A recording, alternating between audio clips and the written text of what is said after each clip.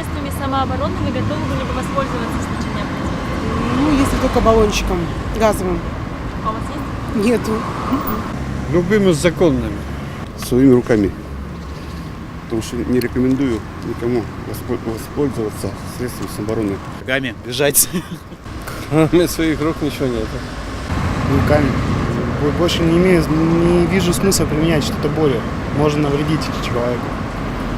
Как-то людей жалко. Я с техникой не очень, так что, наверное, я и огнетушитель не включу. Так что, чем баллончиков у меня нет.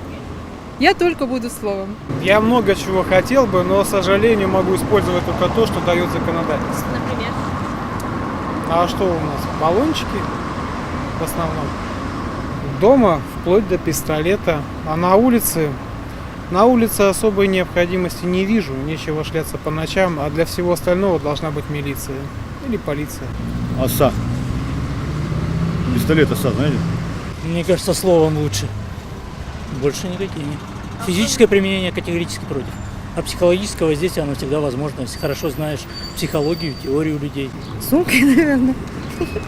Больше А ничего. кроме? А кроме сумки нет, ничего нету такого. Все же поется под руку. Ну, лично, я как бывший военнослужащий, я, наверное, владею приемом самообороны. В первую очередь. Ну, я не думаю, что, как вам сказать, что-то должно быть так, чтобы мы какие-то средства применяли. Ведь я думаю, что все-таки слово человека должно быть в первую очередь. Понимание друг друга, вот это вот. Моральный дух каждого человека. Вот это способствует, наверное, чтобы не было больше таких вот драк, наверное, да. Ну, мне так кажется.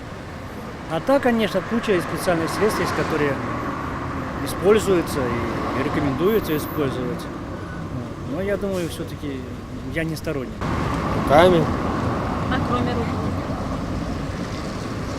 ноги.